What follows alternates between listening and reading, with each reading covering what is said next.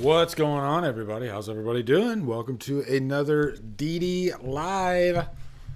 So happy to see you guys. Let me say my hellos. Yeah, you can hear me. Sebastian, Lance, Chafin, how you doing, brother?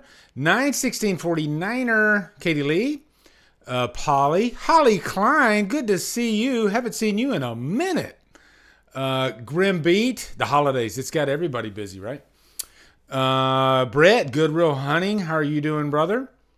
Chester, everybody say happy birthday to Chester. He is, I don't know how old he is today. Maybe he wants to tell us, maybe he doesn't. Who knows? He could be 22. He could be 30. Who knows? Happy birthday, Chester. I hope you had a wonderful, wonderful, wonderful birthday. Amelia, how you doing? Ozzy, Gory Tiger. Man, starting to see you guys rolling here. Linda, how are you doing? Austin, Jason Carpenter, not to be confused with John Carpenter. Scott Lauderdale, how are you doing, brother? Yeah, it's so not. Vinny, how are you doing, Vinny? Oh my, do I sound okay? Do I sound? By the way, guys, I still have my old mic. It's right here. Yeah, you can see it. There it is. But I was having to. I used this mic for the normal pre-produced videos, okay? Don't worry, that mic's not going anywhere. But it was becoming a pain in the ass to swap it back and forth, you know? And so I just grabbed the old Audio Technica and I put it back, hooked it back up, and it just makes life easier, right? Slaughtered Lamb Movie Podcast. Darren, how you doing, brother? Nice to see you. Nuclear Fusion, seeing some of my channel members in here. Thank you, guys. Love seeing my channel members in here. Maybe we'll give some channel members tonight. Anything can happen, right? Anything. Rick Michaels. Before I get going though, Brandon Meacham, another channel member, he left a super chat for Raymond. Liana, how are you doing? Holly, man, all my channel members are flowing in here. I love it. But yeah. I did not know Raymond. Our horror community, I always say it's small, but it's bigger than small. And I think there are a lot of us that sometimes we don't get to cross paths, you know? And I unfortunately, and I hate myself, but I didn't know Raymond. I never crossed paths with him, but I did see some mentions of him on the socials. Brandon, if you're still in there, what was his last name? I can't remember what his last name was, but I'd like to be able to give him, I guess a full remembrance because I'm sure he was a great dude, a fellow horror lover, and it's always sad when we depart, right? It's really sad, and you never know when it's time to cross over. And Raymond has unfortunately crossed over. And again, my biggest regret is that I didn't know him. I didn't get a chance to, because I've gotten a chance to know so many of you guys. And it's always been, every time it's been a wonderful, wonderful, wonderful experience. I even talked about this a couple of streams ago about, what was it? There was a certain celebrity. Oh no, it wasn't celebrity. It was Roxy from Christian Harloff's show, and she was talking about she's not a horror fan. She doesn't like horror movies. She scares easily and all this stuff. But she recently watched Lord of the Rings, and I gave this whole story, so I'll make this quick. But she recently watched like Lord of the Rings, and she loved it, and she became like a fanatic immediately. Have you guys ever done that? And then all of a sudden, she goes into the forums, and you could call, compare it to any other toxic form like Star Wars, like the Snyder Cult, Marvel. There's always like a part of the fan base that feels like they have ownership and they can check you if you don't cross your T's and dot your I's. And yes, of course, Brett, please share that GoFundMe, please. But basically, she stated that the horror community was the most loving and friendly and inviting and forgiving community that she had ever seen. And it made her wish that she was into horror. And that says so much about the horror community. And I'm sure Raymond fit right into that, He seemed, from what the things I saw, he seemed like a really, really good dude. Yes, Fedor, gatekeepers. And I've been accused of being a gatekeeper before, and I think people can get confused by the term. Yes, there are plenty of gatekeepers out there. And my definition of a gatekeeper is somebody that tells you you're wrong for your opinion. And nobody's wrong for their opinion on a movie, right? That's because movies are just an emotional medium, and they affect all of us in different ways. So how could any opinion be wrong, right? But I was called a gatekeeper for Halloween Ends when not once have I ever told anybody they're wrong for dislike. Matter of fact, I went the opposite, and I said I understand why somebody might not like Halloween Ends. But yeah, just wanted to give a quick little remembrance, eulogy, whatever you want to call it, for Raymond. Rest in peace, brother. And the horror family, the horror community misses you terribly, terribly. And thank you, Brandon, for posting that, and Brett for posting that GoFundMe for him. So yeah. So anyway, how is everybody doing? Let me take a drink. I was out doing my usual routine today. I was running this morning, and I started thinking about biopics. And you can see there's a picture from a biopic in my background there. I'm a big fan of good music biopics. I like, I guess, normal like celebrity biopics, actors and whatnot. But I really have a thing for music biopics. And so I definitely want to go through some of my favorite. I think I picked out like maybe seven or eight music biopics. But in the meantime, if you guys want, let me know some of your favorite music biopics, right? Because maybe you'll jog my memory. Maybe there'll be one that kind of slipped by me. Yeah, and what's everybody drinking? By the way, last night, Beth, I see you in there. How are you doing? Antonis, nice to see you. Happy Sanjo. Dalton, seeing more people flow in here. Our Life in Horror. JK, man. Austin. Oh my God, Liana. I'm not trying to get on Liana's good side. I swear I'm not. But Control happens to be my favorite. It is. But a small part of it is that I'm such a Joy Division fanatic. But I don't think loving a band necessarily gives a biopic a pass. It still has to be a really, really good movie. And I think the test for that is like, say, if you know everything about that artist that you love, like, I don't know everything about Joy Division, but I know a pretty good bit. I've seen a lot of documentaries. When I go into a documentary, I like to be surprised by maybe a bit of information. Also, just getting to know the person as, I guess, the character in the movie on a more personal level. Even if I might know that tidbit that they're putting in there, but I like to get emotionally involved. I don't want it to be pretty much a dramatized documentary, right? That's what documentaries are for. Movies are supposed to move you. And so there have been some biopics that I don't necessarily love, and they happen to be on artists, that are near and dear to my heart. So we'll get into that for sure. I got some. I posted on my community page to get some questions from you guys too. There's not much, guys. Am I missing anything? But is there any like big news? I can't talk about Scream anymore. There's just because it's like squeezing a turnip as tight as you can to try to get something out of it. Even trying to produce, wishful thinking, right? And I just don't want to do that. Frank's Media and Reviews, what's up, man? I'm going to be on his channel. End of the month. Last night, by the way, thank you to Cecil over at the horror show. He had me on. We were talking about Superman, which was kind of refreshing because I'm a movie lover. Of course, I love horror. Horror has my heart. But I like talking about movies, and I especially like talking about Superman because Superman's like one of my all-time favorite characters. Him and the Hulk are my two favorite comic book characters. So yeah, I got to be on there with Hack the Movies, Tony from Hack the Movies, Adam does movies. We got Hack the Movies and Doing the Movies. Chris, Cosplay Chris was on there, Chris Stanley, and of course Cecil.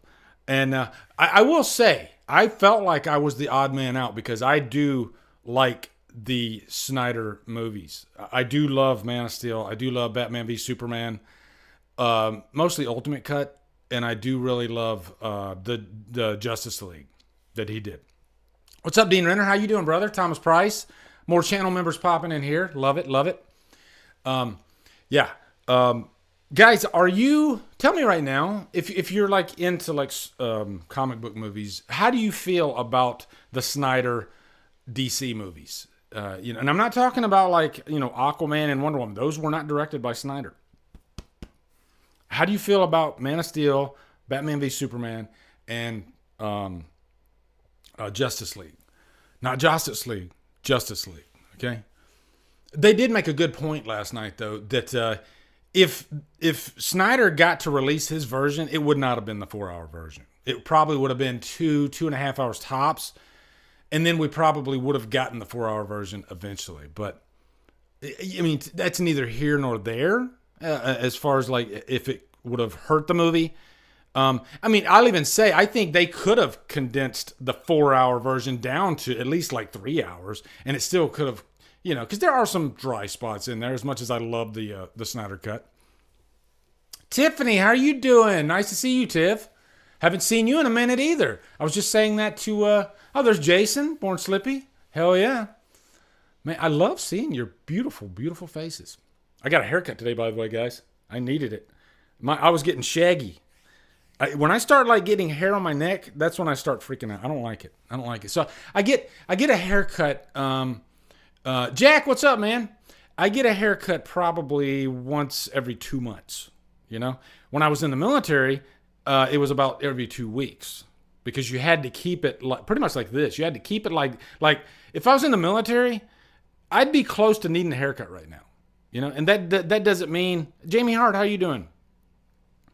That doesn't mean that you had to have a high and tight. Remember, guys, have you ever seen Police Academy? And I know I'm all over the place, all right? But that's me.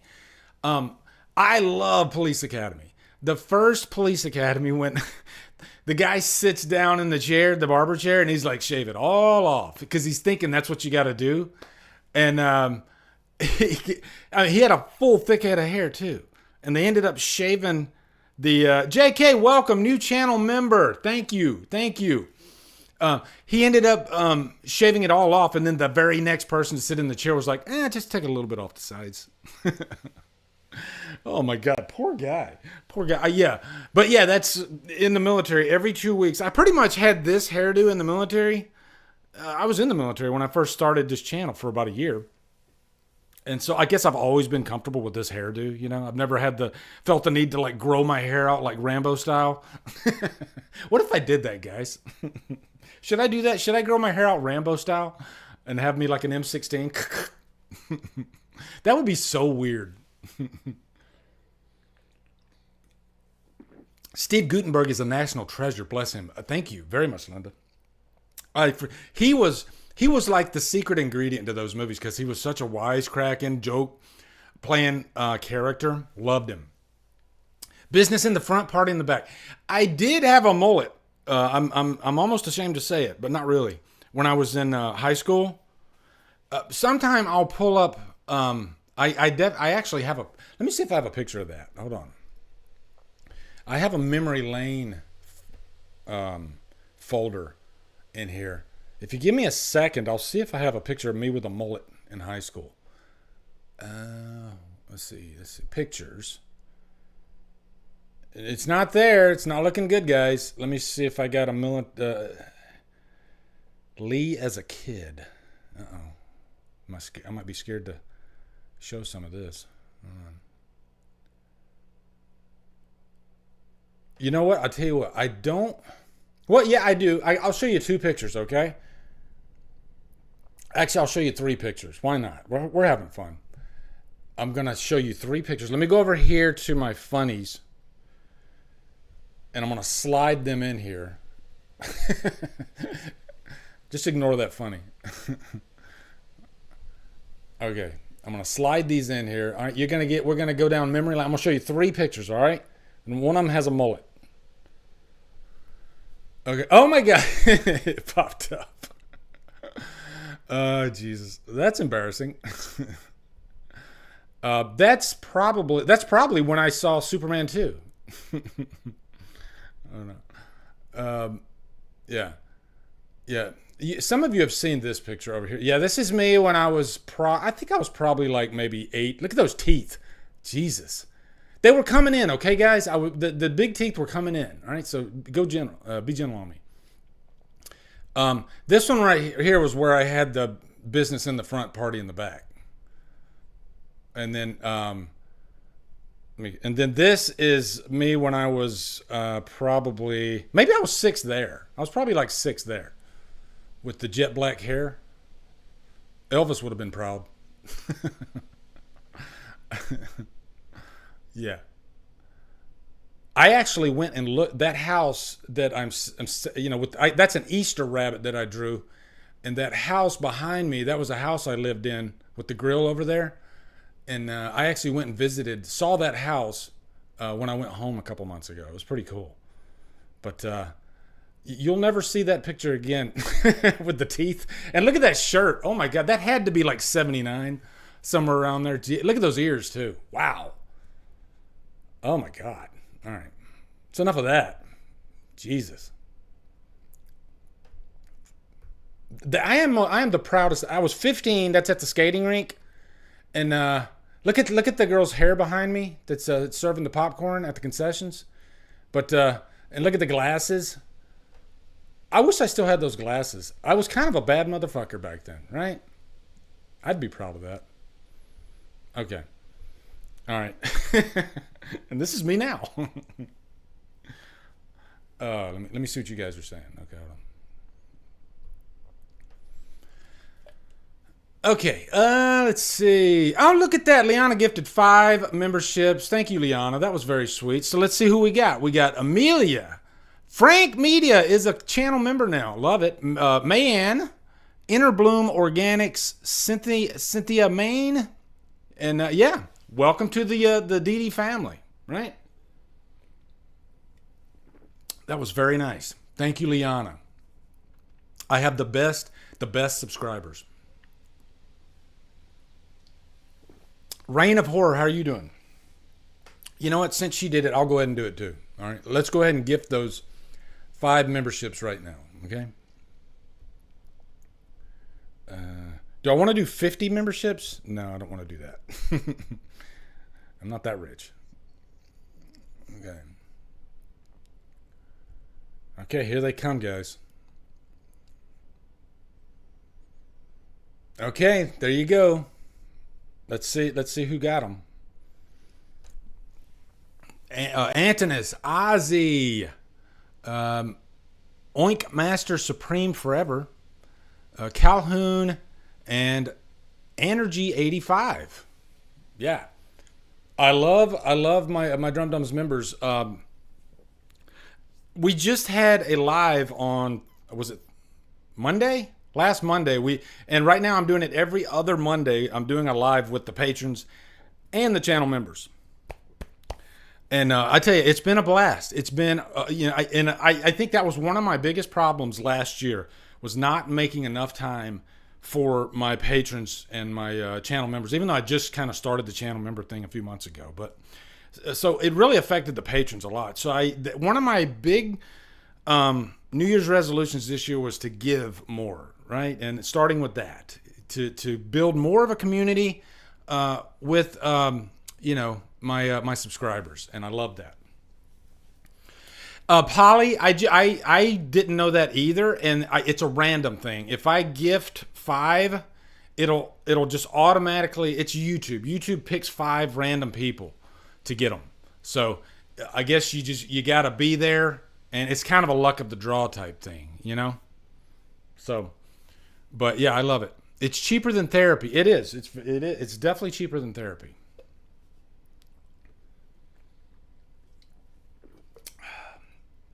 Do we want to do funnies first? Yeah, I love my community, Beth. I love my community. I just need to figure out, because my last get together, I think part of the problem with it is, what's up, Trina? How you doing? I think part of the problem with it is if I schedule a regular live stream, I think it notifies everybody. They can see it in their feed. But the problem with when I set them unlisted for channel members and patrons, it doesn't advertise. So I have to go out of my way, which is fine, to try to send that link to everybody, and hopefully they'll get it. And it sucks though, because I can't depend on YouTube to actually push it out. And I think a lot of people, they're busy with their lives and they just don't see it. So yeah, let's do some funnies. All right. Yeah, like Trina's saying, problem for me was the timing of the get together. I did see it ahead of time. Yeah, and I think part of the problem was, we all have lives, right? And I don't hold that against anybody. It's more of just a special perk, I guess, for the members. Yeah, of course, I love getting together with my members, and finding a time that everybody can, that's convenient for everybody is not always easy. It's not always easy. So Taffer just got out of bed. Have you saw Mexican horror movies? Wasn't Veronica a Mexican horror movie, Juan? And I think Veronica, they advertised that movie as the scariest movie ever. And I was like, oh boy, here we go. They've done this a few times too with movies. And you got to get butts in seats, right? You got to get people to watch your movies, so you're going to go out of your way. But if you say something like that, you better be able to deliver. Veronica did have some creepy stuff in it, but was it the scariest movie ever? No, not at all. But it was still a good movie. I thought it was very effective.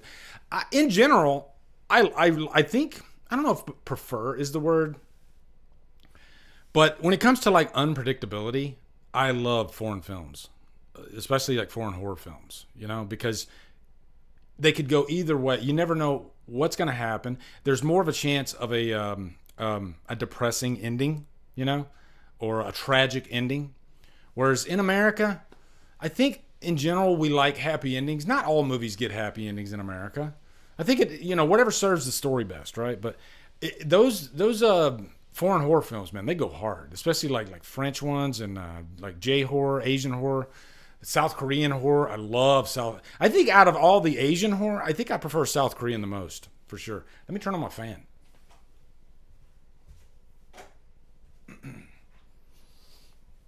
Oh, man, I love hanging with you guys. Okay. All right, let's go to the funnies.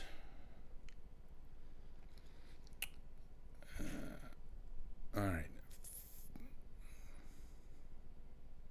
Okay. This one's called But Not This Day. But not this day. Here we go.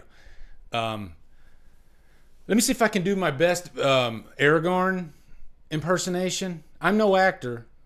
Let me try. Let me see.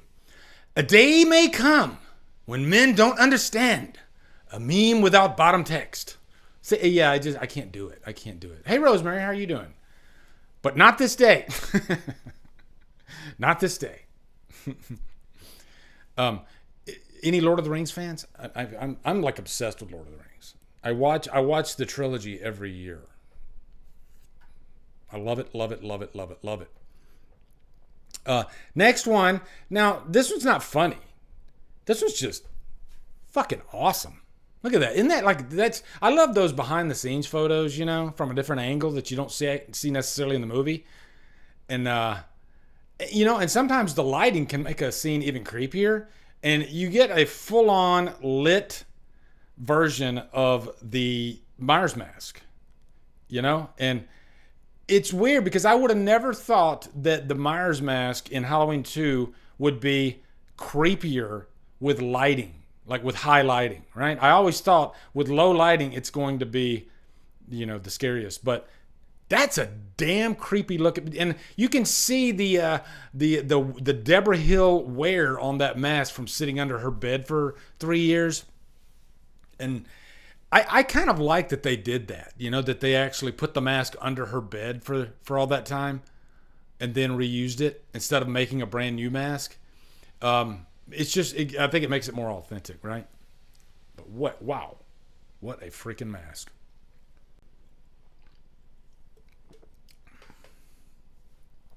Okay, next one. Attracting the worms. Attracting the worms. Yes, dust and tobacco stains. Sometimes that's what you need, for a good horror movie.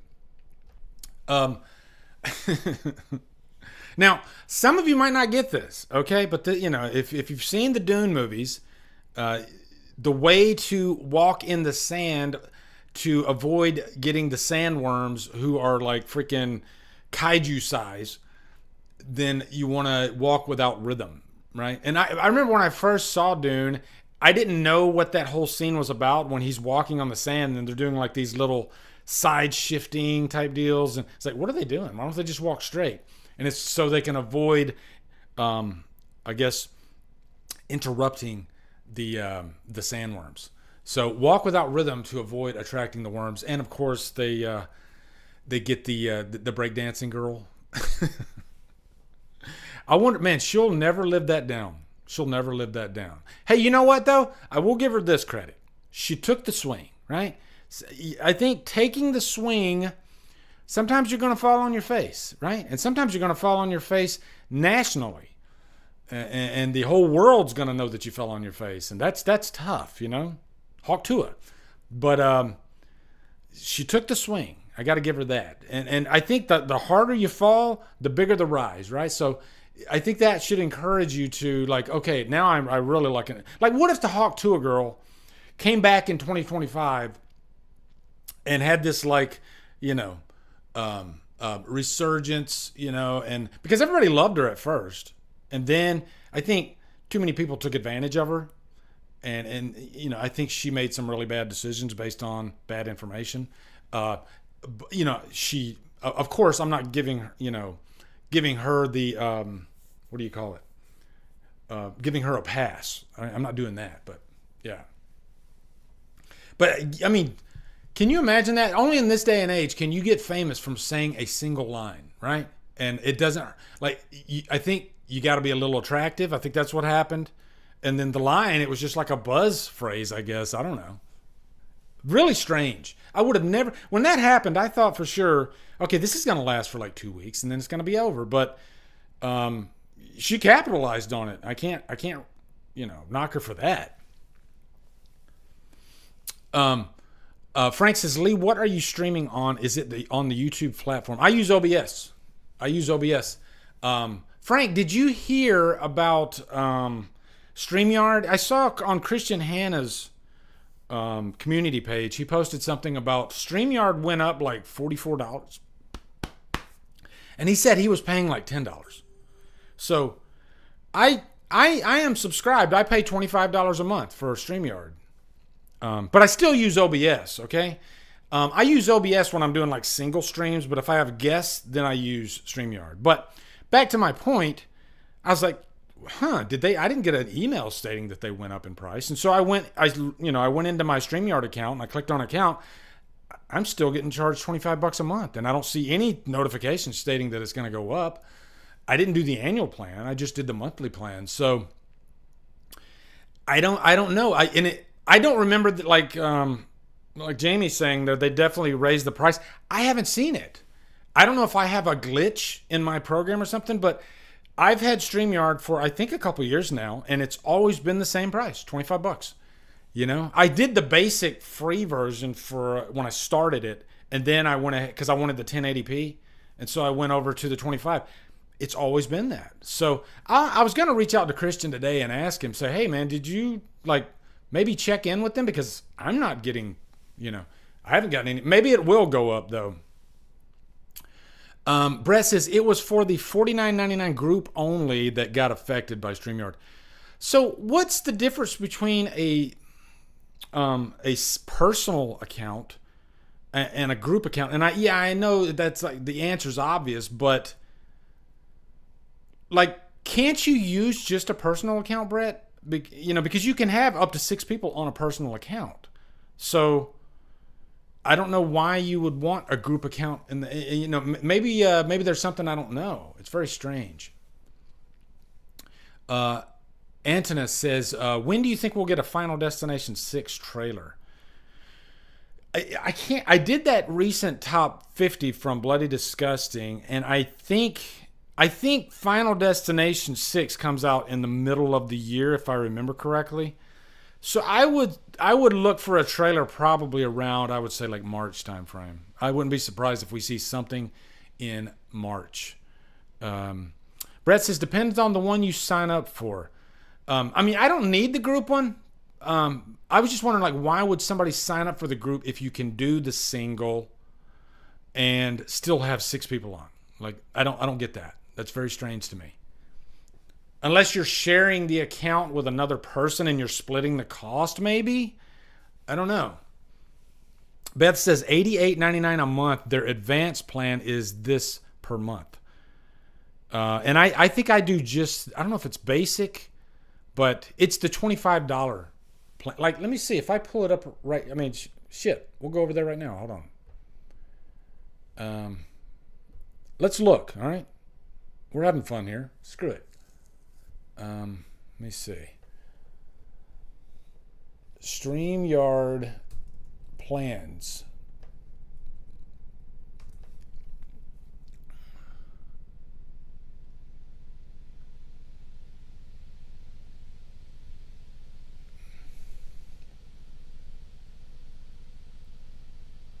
No, that's not it.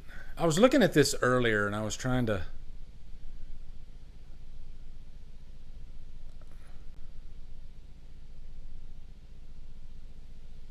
Yeah, guys, this is what I see, all right? And I don't know how... Like, this was from Capterra.com. And it's showing... I don't know, maybe this is old. I don't know, but it's free for the zero. It's free. Then you got the $25, then the professional, and then the premium. Can you guys see that? Yeah. So let me go straight to StreamYard and see if they have...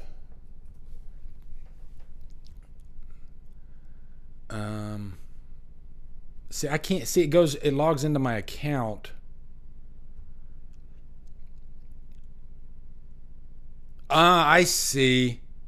So I don't know if can you guys see that? I think I see what's going on here.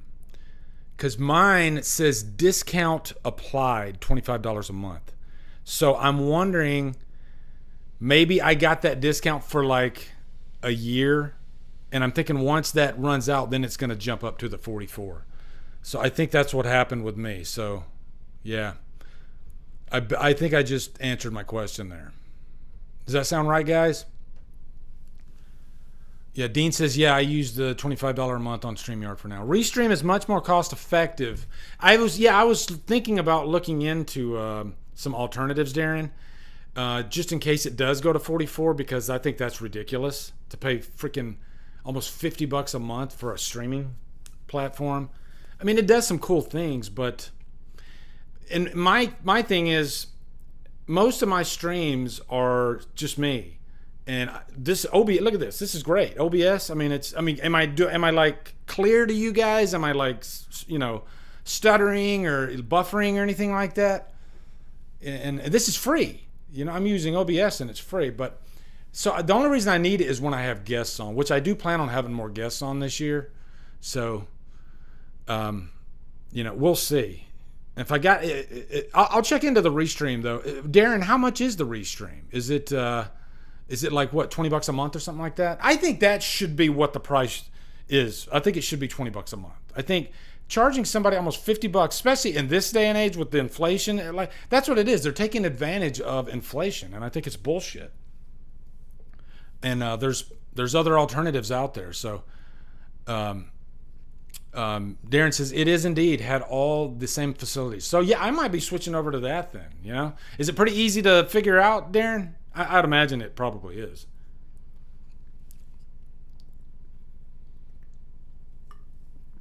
And one thing I like about OBS is if I want to like kind of fine tune my video here and give it a little bit more depth, mess with the settings like the contrast and all that stuff, I can do that. And I don't think I can do that in StreamYard because I've tried. There's no like way to like adjust your, unless you actually go into your actual camera program, which I don't think I can with this particular camera that I'm using. It's a 1080p camera, but yeah. So stream always comes in clear on the Inley. Thank you, Ryan. Yeah. OBS will always be my number one. I love this platform. It's freaking awesome. Man, I love just look. We're having a great conversation together, right? This is fun. I love it. Sebastian says, Taffer, yes, love slow burns because they always leave an impact on you.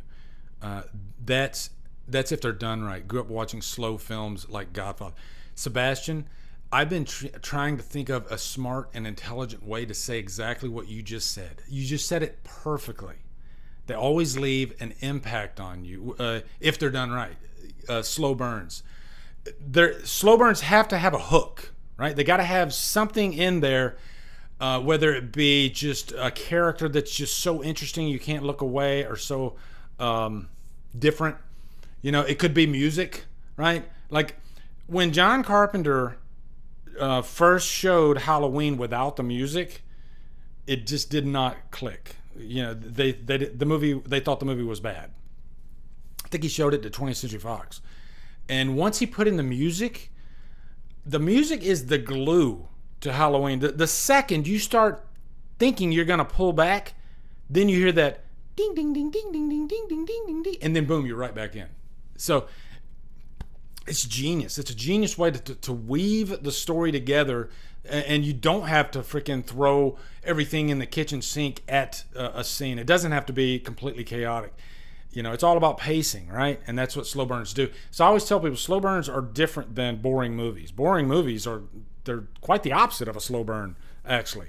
Once they lose you, it's hard to get you back, right? Yeah, I love good. What are some good slow burns, guys? Let me know. Let me know in the comments. What are some good slow burns? I might clip this out. I love talking slow burns. What is your most anticipated movie of 2025? Right now, because I always, unless it's something like, say, if Halloween was coming out this October, of course it would be that. But if it's not like Halloween, then I usually do like 3 months at a time. And right now, it is definitely Hard Eyes. I want to see Hard Eyes. Anytime I see a new slasher movie that looks like it's well produced and it's based around a holiday, like when Thanksgiving came out, I was like, oh, hell yeah, I'm looking forward to this. I think Valentine's slashers, they need to make more of them. There's like a little edge, I think, to Valentine and Christmas slashers if they're done well. I leap for them every time. And you know, you could give me a freaking brand new Valentine's Day slasher every year, different property, different IP. I will be there. I don't know, and it could be, you know, redundant. I don't know what it is. You give me a different mask, but I just love the idea of Valentine's Day and a killer picking off victims one by one. I don't need much, but there's just something cool about, and I think Valentine's Day is like the best day for some people, and it's like the worst day for others. So there's so many different opportunities to come up with a good slasher movie out of that. Davey Death Ray, how are you doing, good sir? Happy New Year, brother. Nice to see you in here. Always a pleasure. Thomas Price says there's a new 3-hour French, The Count of Monte Cristo, and it answers the long-asked questions. Hold on.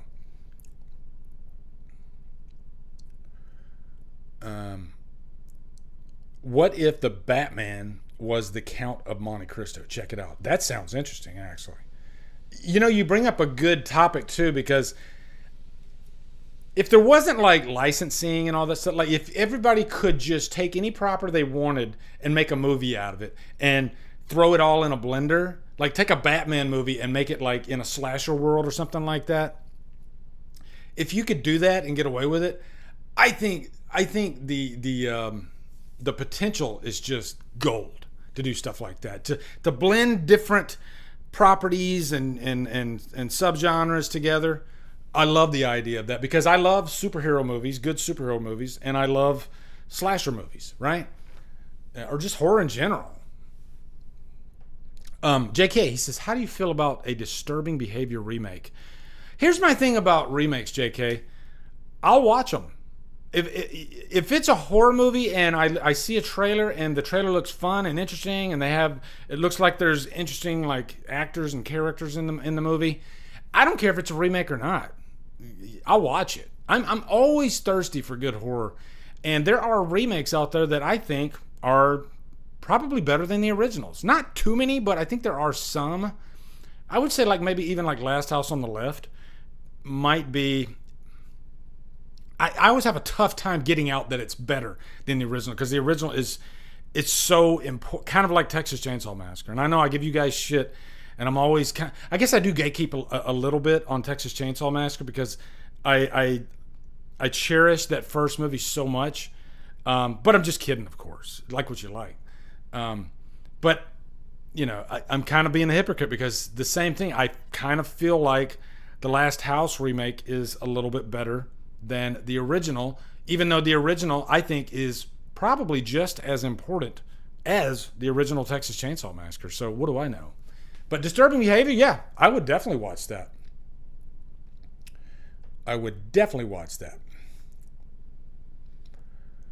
Rosemary says Halloween 78 and The Shining. Yes. Excellent, Slow Burns. Excellent. David Ethray says the Texas Chainsaw Massacre remake is the only one I really enjoy other than the OG, which is amazing. Yeah, man, that I almost get offended when people, not really, but you know what I mean. Like when people say the remake is better than the original Texas Chainsaw Massacre, I'm not going down this road. Don't you do it, Davey. Don't you do it. He's poking me. You see that, guys? What he's doing is he's poking me right now. Okay, because I'll go down that road. The Thing is better, but I'd say the original is a bit underrated. Yeah, I've watched the black and white. The Thing. I mean, here's the thing. John Carpenter created, taking the whole remake angle out of it, just looking at it as a movie, he created one of the greatest horror movies ever made, right? In my mind. The Thing, and it's timeless. You can watch The Thing today. Like if you came in a time machine and you landed in a living room and you didn't see what kind of cars were outside, so you didn't know what year it was, and then all of a sudden The Thing was on, I don't think you'd be able to tell what year it was. You know, I really, really don't, because everything, the music is timeless. The cast is timeless. They don't really have like 70s hairdos or 80s hairdos, you know, and they're all in one location that's kind of like isolated. It's kind of like when I was in the military, I deployed to 4 different places. I deployed to Saudi Arabia, to Oman, to Kuwait, and to Afghanistan. And in every one of those places, if you just in a time machine and you landed in either one of those 4 places, you wouldn't know what year it was. You would not know what year it was because they feel like they're removed from, you know, it's like they're third world countries, right? It doesn't feel like there's any sort of progression there. So yeah, but The Thing is timeless, right? That's the point I'm trying to make. Sebastian says, but I prefer the characters and the story of the remake. Leatherface is also scarier. And I disagree with that. I think Leatherface is terrifying in the original because he's not chasing anybody. I think when you have a very dangerous, lethal animal and it's afraid of you, I think that can be even more dangerous than one that's kind of coming after you if you provoke it. Right? because he doesn't know his own strength, and he will kill you in a heartbeat. So I find that much more frightening than what they did with him in the remake, which is kind of a rehash of every other slasher killer that we've seen that version of Leatherface in different IPs a million times. It's not like reinventing anything, right? Whereas when I go back and look at Leatherface in the original movie, it kind of still stands apart from everything else since 50 years later. Good, man. Good topic of discussion,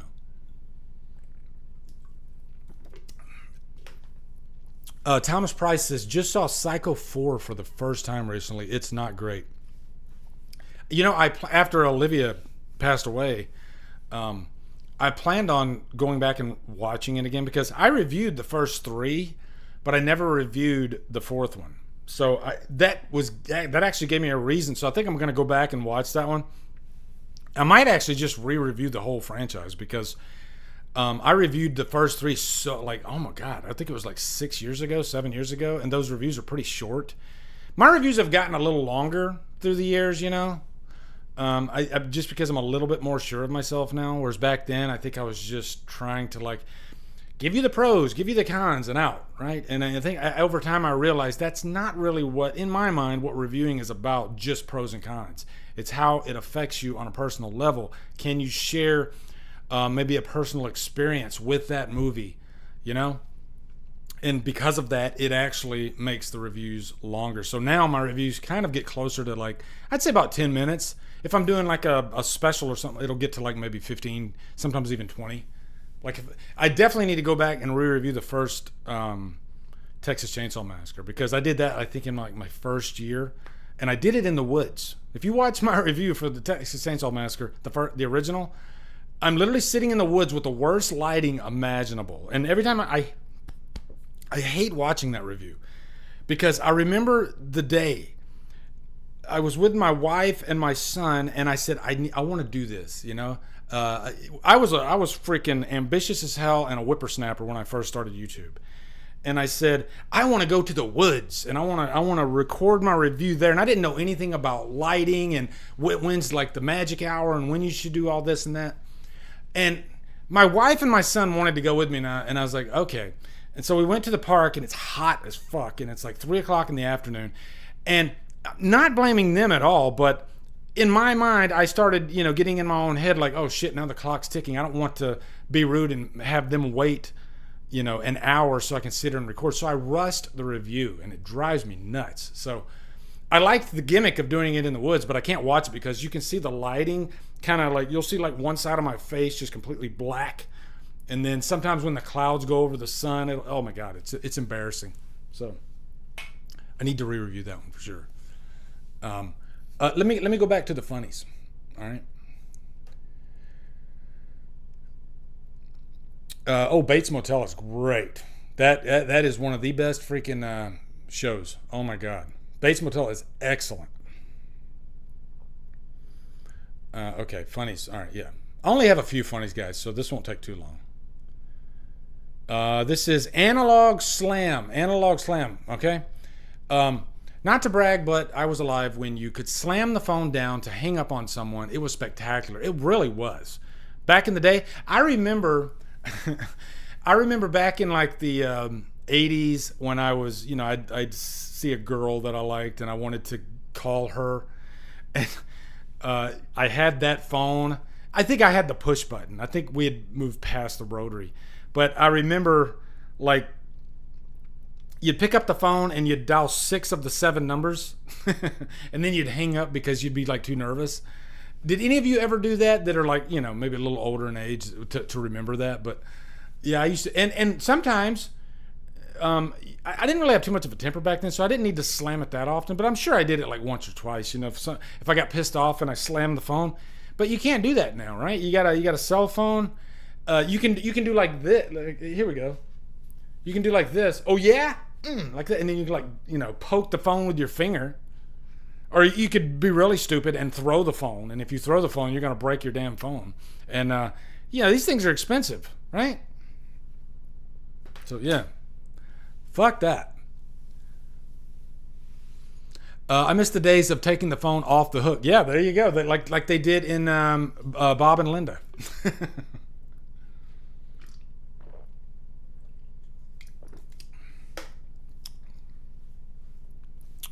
The Truth 31. It says, hey, Drumdums, when would you like to see the Halloween franchise get up and going again? Do I want to give my selfish answer, or do I want to give my, like, more logical answer? I mean, logically, if I'm not being impatient, I think it's a good idea to let it breathe, especially after the vitriol and anger that we got from Halloween Ends. Like the movie as much as you want, as much as I do, but that movie pissed a lot of people off.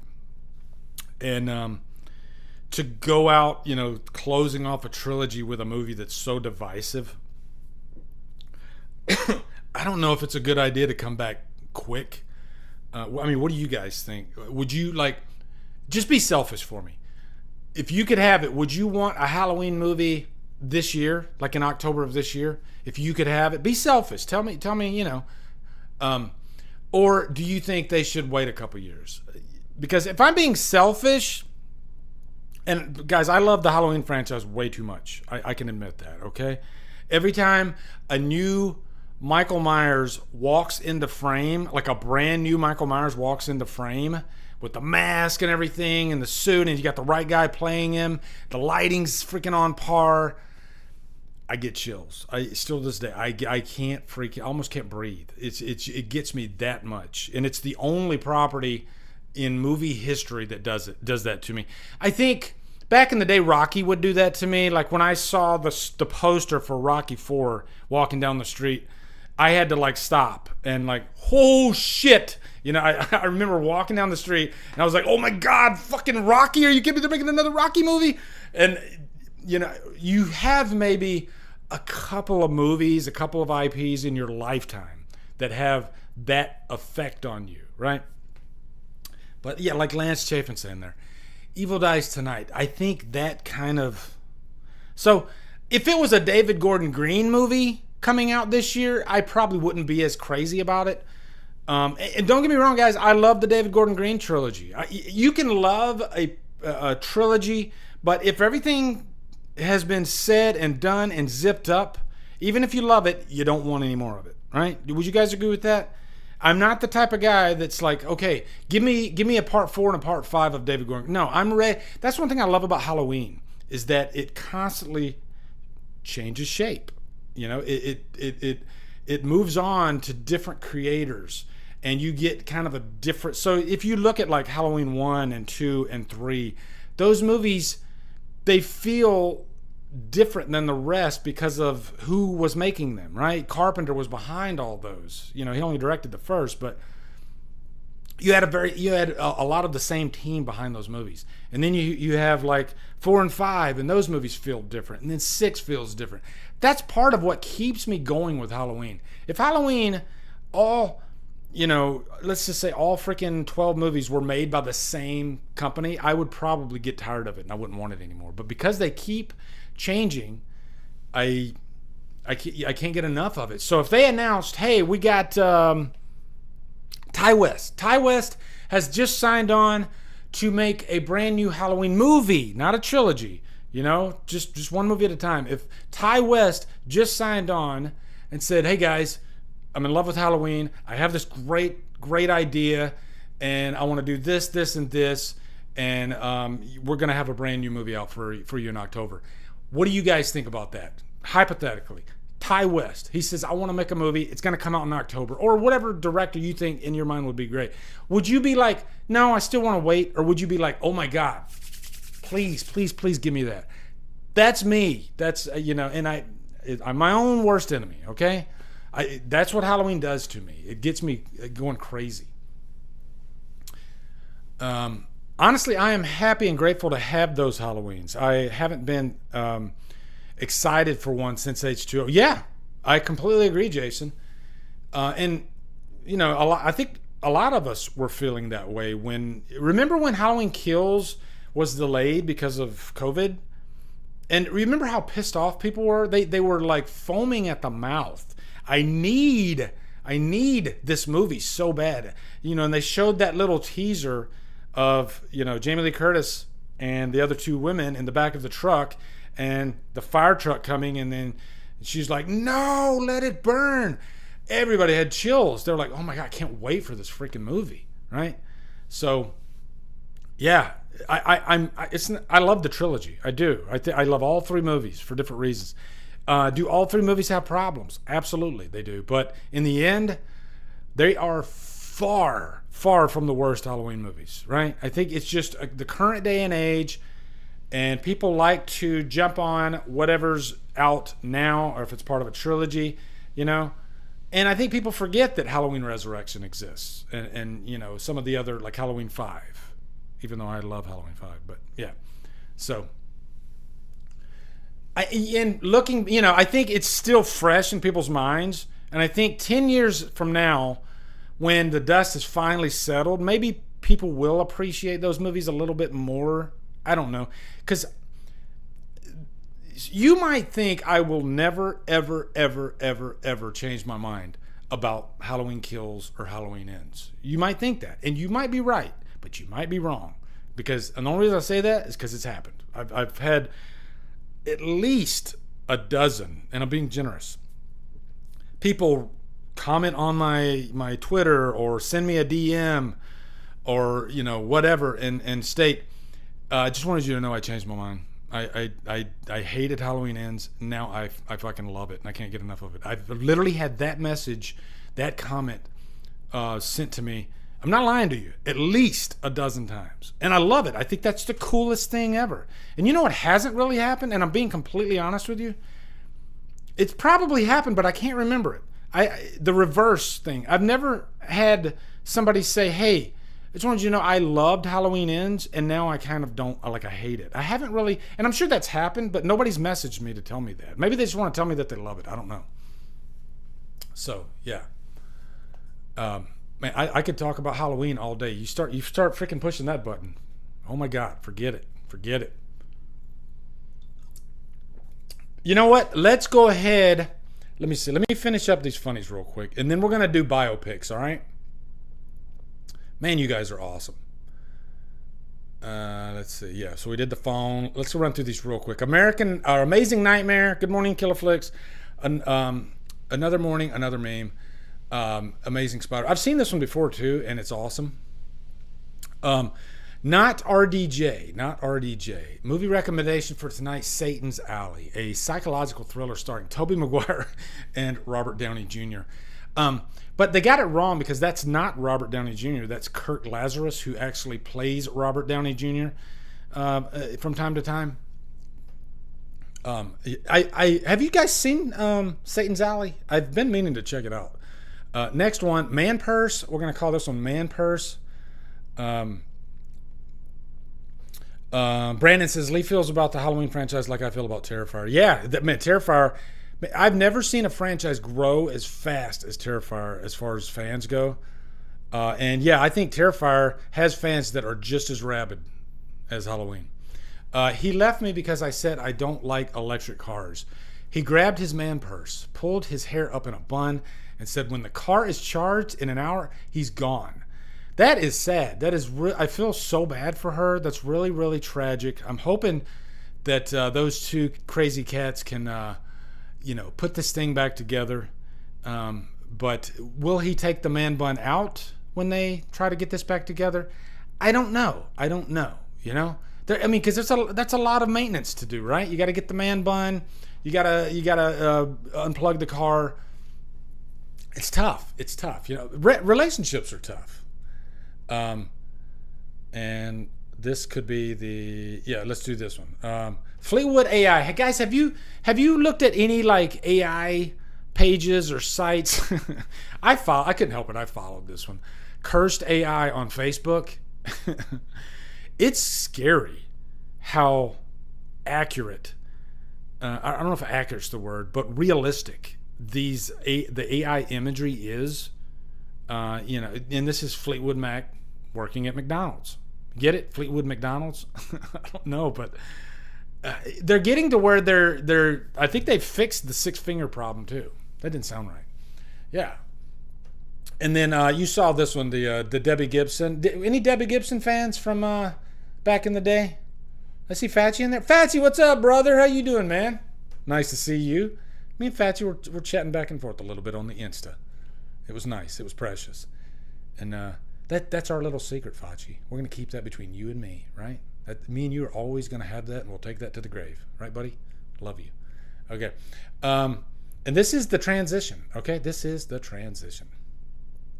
I was watching this today. Lords of Chaos. Davey Death Ray. Front and center. Have you seen this movie? Because you're a music fan like I am. Lords of Chaos. Let's switch it over here. Let's go to the topical slides now, okay? This movie right here, Lords of Chaos. This is about the band Mayhem. Liana, front and center. Have you seen this movie? You're a music fan like I am, and you like some of this weird shit. Have you seen Lords of Chaos? This is, I don't want to say, this might be top 3 of my biopics. And I think this is a perfect example of how to do a biopic right, because I am not a death metal fan at all, but this is a fascinating and gripping story. It blew my freaking mind. And I've heard this story in the past. If you are a metalhead like I am, and you hear, it's such a crazy story that if you're into metal, you can't not hear about it. Yes, Taffer, I know that's black metal. What did I say? Did I say something different? I meant black metal. But yeah, I'm not a black metal guy. They were one of the first black metal bands. I think, there was a band before them, I think, that started it. But man, Lords of Chaos, this movie, and by the way, guys, a biopic is not going to be 100% truthful, right? It's a movie. If you want that, you go to the documentary. A lot of black metal fans, they don't like this movie because they want it to be to the letter. It's got to be to the exact date. The actors have to look just like but the events have to be the exact same. I don't necessarily need or want that when I watch a biopic. I don't want them to lie about everything, but I think sometimes you have to change things up to keep the story interesting and moving. And that's what this movie does. And I think the meat and potatoes of what happened is there in this movie, okay? But the problem with this movie is that there was a terrible, terrible tragedy that happens at the end. If you haven't seen this movie and you don't know the story, I won't spoil it, okay? But there is a terrible tragedy that happens at the end of this movie. And I think there are two sides to that story, because of what happened. And there are some people that are on one side of it, and they're very angry at this movie. And then there are others that, are on the other side, and they probably love the movie. I don't work that way. Not with biopics. If it's a documentary, that's a different story. And I've heard that there is a great documentary about black metal and this band called, I think, The Light Will Take You or something like that. I think it's called. Watch that if you want. But Lords of Chaos, it's about the band Mayhem. And I will tell you some things, because this is one of the craziest freaking stories. Like in this band, they wanted to be as rebellious and against the grain as possibly imaginable. They wanted to piss off anybody that was in their way. The lead singer, who died, his name was Death. He was obsessed with death, and he literally on stage, and he didn't die from this, but on stage he literally cut his freaking wrists on stage. This movie's not for everybody. It is brutal, but you cannot turn away from it. It is freaking, it's amazing. It really is. And I watched it for the second or third time today. I have the Arrow Blu-ray. Can't recommend getting the Arrow Blu-ray enough. But the performance, Rory Culkin plays the main character in the movie that goes by the name Euronymous. And Rory Culkin, man, he gives a phenomenal performance in this. And the last scene in the movie with him, oh my God, his performance is amazing. I'll just say that because I don't want to spoil anything. But guys, I'm telling you, Lords of Chaos, I cannot recommend, and you don't have to like black metal, but you will become shocked. And there are some horrible people in this movie, okay? Know that. There is an arc in the movie. Now, this is where I think some of the controversy comes from, because I think, according to some people, that arc should not have been there, if I'm guessing correctly. But for the sake of the story, I think it was an emotional plot point that was needed, because again, it's a movie, right? And you want to leave the audience with something. But there's some shock value to this movie too. And I think if you're a music fan in general, like, I gotta admit, I'm not a black metal fan, but there's a song called Freezing Moon by Mayhem. That song is awesome.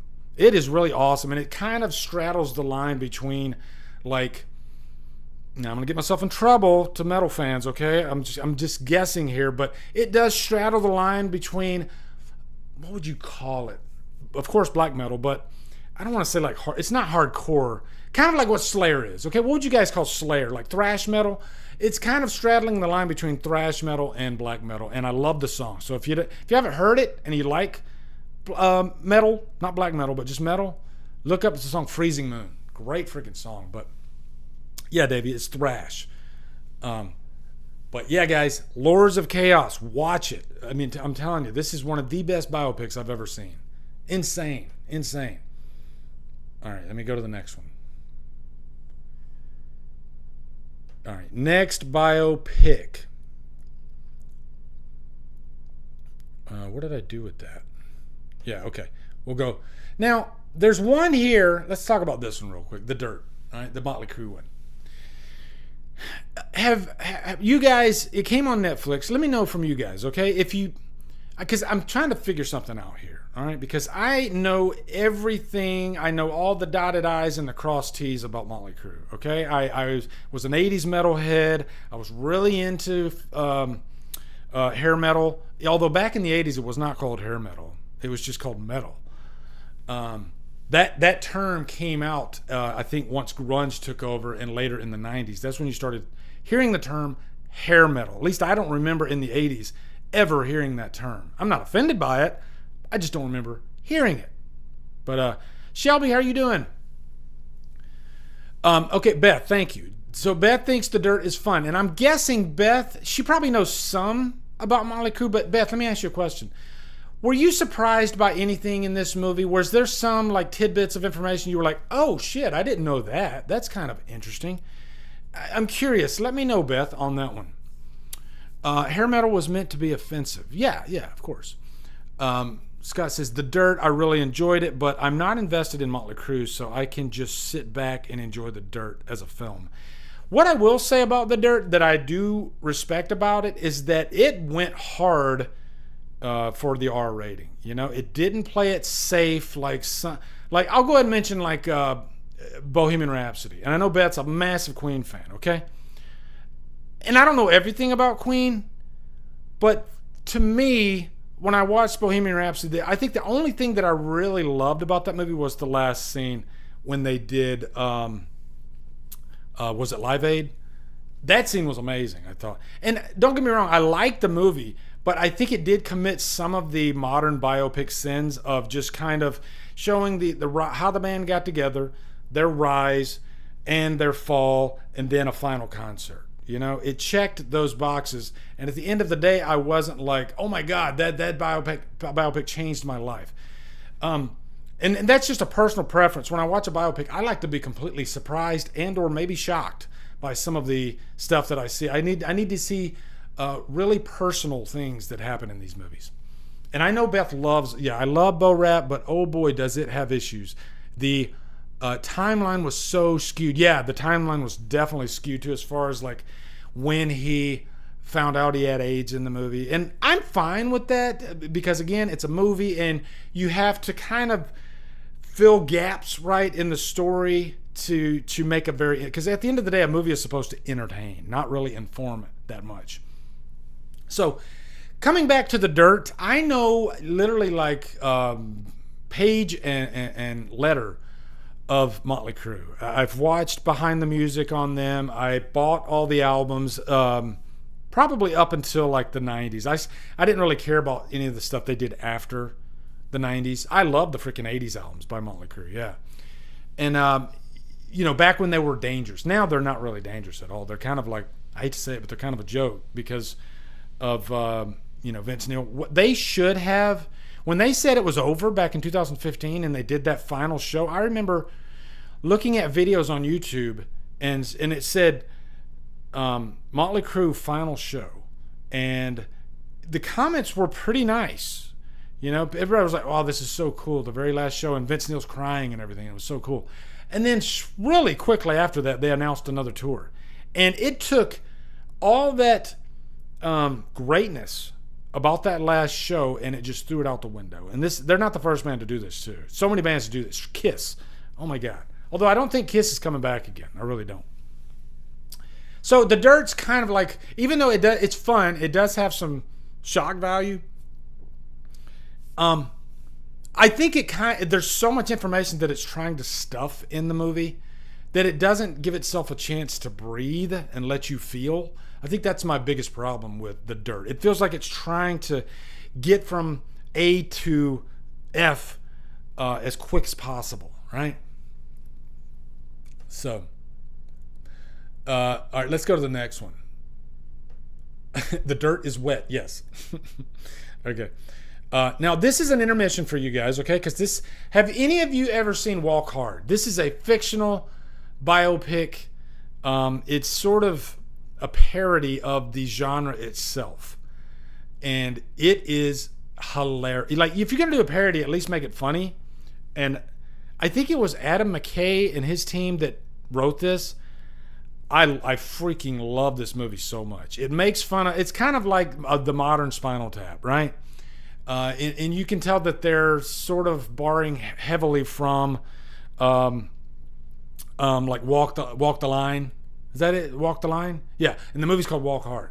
So Walk the Line, I think, is big, but it really kind of makes fun of the whole biopic subgenre in general. And it does it in a loving way, It doesn't like make fun of it to where you're like, oh my God, this is annoying. No. I've watched this movie. I watched this movie more than I watch biopics because it's so damn funny. Christian, what's up, brother? Have you covered Rockstar yet? That's how I became a Steelheart fan. Oh my God, thank you. I forgot to put Rockstar on here. I love Rockstar. And Christian, now, you said that's how you became a Steelheart fan? I was a Steelheart fan, and I'm not bragging, okay? It sounds like I'm bragging, all right? I'm one-upping, but no. It's just a fact. Because of my age and because in the 80s, and I was, me and Christian, we've talked back and forth about 80s metal so much. And Steelheart was one of my favorite bands from the late 80s. They came out with their first album, self-titled album. By the way, if you want an album that has the best production you will ever hear for an 80s metal album, the drums just are freaking earth-shattering. The guitars are lightning-inducing. And you got the greatest male vocalist on the planet Earth. Get the first Steelheart album. You will thank me. Oh, my God. Milenko, I can never say his last name, okay? Milenko Metovic, I can't remember, but I was obsessed with Steelheart back in the day. I love that first album so much, and I love the second album, and I liked that in the second album they went for a more gritty feel, and the production is almost completely different. It's almost like they're going for more of a grungier sound with the second album, but more importantly, the songs are still just as strong. Christian, I saw The Accident. I was at that concert, and I comment. If you look, you can find that Accident on YouTube. That ended the original lineup of Steelheart. It was on Halloween night in 1992. I think, and they were opening for Slaughter. I was at the concert. I was living in Denver, Colorado at the time. I had just joined the military earlier that year, and at that time I was a massive Steelheart fan. I was obsessed with that band. I like Slaughter, you know, because of my Kiss background and everything. There's a connection there.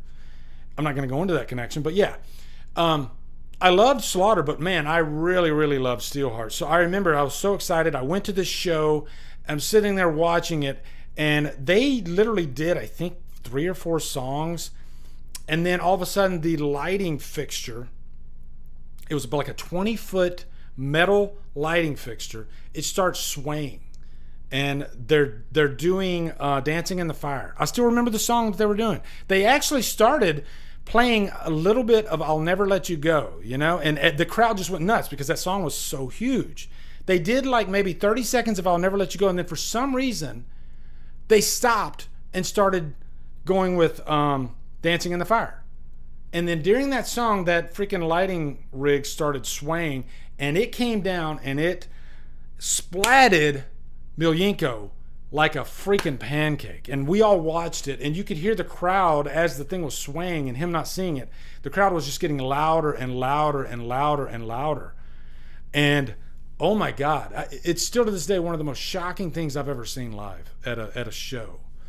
And I can't believe somebody caught it with a video camera, and that it's still on YouTube to this day.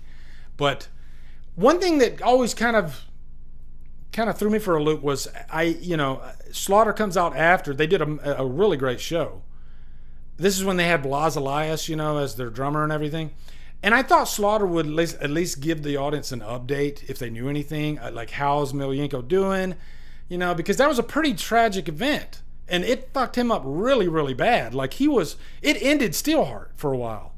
And it took him like years to fully recover from that. It like broke his back, and I think it broke his arm, and it screwed him up really bad. And I don't want to say he almost died, but it just really screwed him up. So little did I know that was the last of that lineup. And I love that original lineup.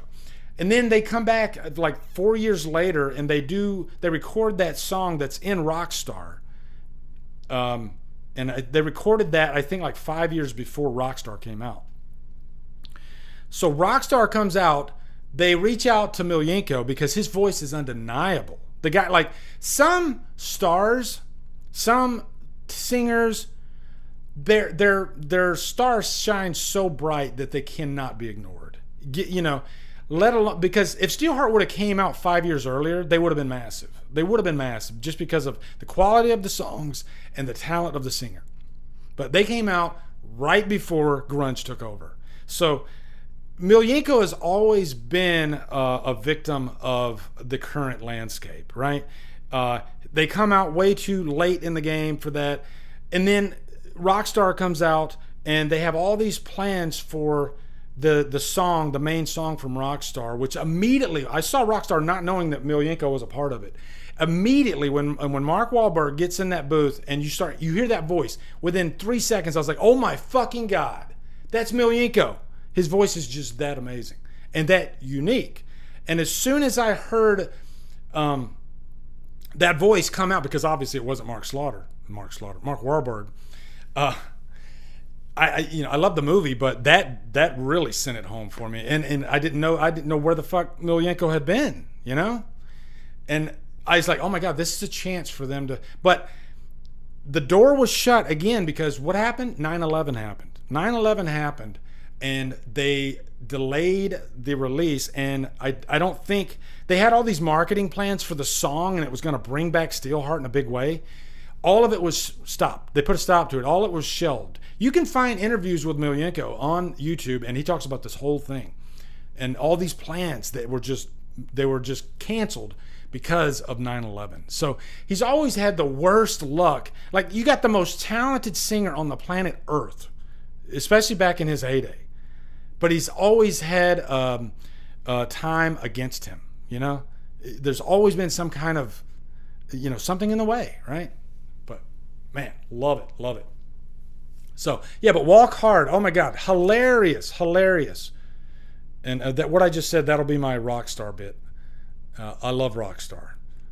And I like biopic parodies more than I like, even though that's not like a comedy, Rockstar. I like that it did sort of a biopic, even though it's kind of based on Judas Priest when Rob Halford left the band, and then so they ended up making this movie Rockstar about that whole scenario. Rob Halford leaving the band, and then them getting this singer, kind of like today with what we do with YouTube, what Journey did with YouTube, and they got the singer from the Philippines, right? That's sort of what Rockstar is about, and it's a cool idea for a movie. So Christian says, the funny thing about the song We All Die Young is they changed the arrangement for the movie. But after Rockstar came out, Steelheart performs the song the way it was done for the movie ever since. Yeah, and I much prefer the movie version over the original version. The production's not up to the standard that the first two Steelheart albums are, right? Would you agree with that, Christian? But the song's still great, but you can hear it in the production. The production from the movie, it sends the song in the stratosphere. It really does. Okay, here we go.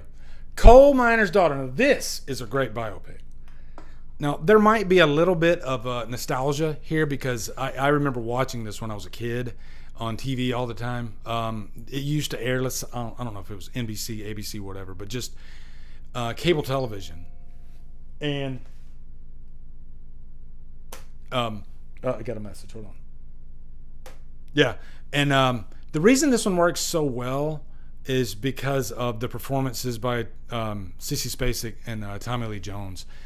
Their chemistry together was irresistible, and I think that goes a long way for me. If I see a biopic and it feels like they're by the numbers, and okay, now we got to get this character with his girlfriend, and then we got to move through that, and then we got to get the divorce and everything, and then we got to go have the downfall. It doesn't breathe. Coal Miner's Daughter is really, the whole movie is about her rise, right? There's some sad moments in there, but most of the movie is about her rise, and it takes its time, showing these rich characters, and the fact that Tommy Lee Jones' character wasn't this perfect guy. He actually made mistakes. He hit her, but it doesn't victimize her. Instead, it just kind of says this is the way it was back then. Not that it's right, but this is her story, Yeah, and Beverly D'Angelo played Patsy Cline in the movie and showing that friendship. Really cool. Yeah, thanks, Jack. Have a good night, man. And we'll do this last one here. Control. Oh, my God. This is my all-time favorite biopic. I've seen it a million times. Ian Curtis, I got hooked on Joy Division pretty much after The Crüe. After I really got into The Crüe, and I saw The Crüe when it first came out. But and it wasn't right away. It was a few years after The Crüe, like maybe in the late 90s, I started getting into Joy Division and listening to all their albums. And then this biopic comes out in 2007. Blew me away. And I loved that it was in black and white. And at that time, I had already seen a Joy Division documentary. But this movie, it has those, the beats of the band in there. But more importantly, it just shows the struggle of Ian Curtis having epilepsy and, having this love triangle because he gets on the road and he falls in love with this other woman and he's married. And it's a beautiful story. And I think, we often judge, infidelity in movies because it's just kind of black and white. This movie really shows every side of it, and it shows the reasons why it happened. And it doesn't make his wife look like a bad person at all. But I love that this movie focused on his, the conflicting nature of the situation with Ian Curtis. And it doesn't really pick a side of anything. It just shows this tortured guy. And really, at the end of the day, he felt horrible about what was going on because he loved really two women. And he had, but that was just part of it. He also had this epilepsy that was killing him and eventually taking his own life. And man, the ending of this movie, it gets me every time. It is just brutal because of how young Ian Curtis was. I mean, he was literally, I think he was 22, something like that. And there, he seemed like such an old soul. I mean, he was a poet.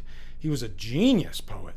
And a lot of his music came from his own personal struggles. You know, some singer-songwriters, they choose to write more fictional, I guess. And then some, they actually write, the only thing they know how to write is about their own personal struggles. That was Ian Curtis. The guy was a tortured soul at times, you know. I don't know if he was bipolar or not, but I know his medication that he took for his epilepsy, it had a major effect on him. And yeah, it's all there. And I love that the whole movie's in black and white. And there's still great music in there. You get to see. And by the way, I love biopics that the actual actors in the movie perform the music. They literally formed a Joy Division tribute band out of the core actors of this movie. And they do the music justice, and they sound amazing. And if you get the Control soundtrack, you actually get those versions of the songs. Not like there's a lot of Joy Division on there, but there's also Joy Division covers by the actors that were in the movie, and they do damn good jobs at the covers. So Joy Division's, man, I could talk about Joy Division all day. That band really impacted me at a certain time in my life. And I think if anybody gets invested in Joy Division, you can go down a Joy Division rabbit hole, and sometimes it's not the best rabbit hole to go down, because they do have some dark and depressing music, and you can become kind of obsessed with it. I did, but it's in a way, it's sad, it's tragic, but it's also beautiful. And yeah, there's a lot of people, they'd never really listened to Joy Division, and it took me a long time to listen to Joy, but man, I just got so immersed in that world and the darkness of his music. But none of it is fake. I like these days you hear dark music, but it feels kind of contrived and forced. And not Joy Division. Joy Division, they are some say they created like goth rock, but if you compare Joy Division to other gothy type bands, they sound completely different. It sounds more like real and earnest. So, oh my God, I love Joy Division to death. And this guy, let me tell you, if you don't like Joy Division or you've never really listened to him, I would urge you to give this biopic a chance, because it's more on the personal side of things. And I will be shocked if you don't love it. I really will, and I think it'll make you want to go and start listening to some Joy Division, because they are one of the most unique bands ever in history. They only had 2 full-length studio albums, and then they had kind of like a B-sides album. And man, those 2 albums though, they sound so different, but they're amazing. And because Ian Curtis's lyrics, Ian Curtis's the way he would sing his songs is very unique. The way the band played in almost a digital fashion, almost like a metronome. Their drummer sort of played like a metronome. He wasn't like a showy type of drummer, although he played some pretty difficult stuff, and there's certain metronome beats that are hard to keep up with, and he was that type of drummer. So yeah, that's where we're going to end it tonight, guys. But man, this was one of the funnest streams I have had in a long time. You guys made this such a blast. Thank you guys for stopping in. It's always a pleasure hanging out with you guys, and it always ends way, way too soon. I didn't even get a chance to get to my Q&A questions that I posted on my community page. I will get to those though. So anyway, guys, take care of each other, okay? Love you guys to death, and I hope you have a wonderful, wonderful week.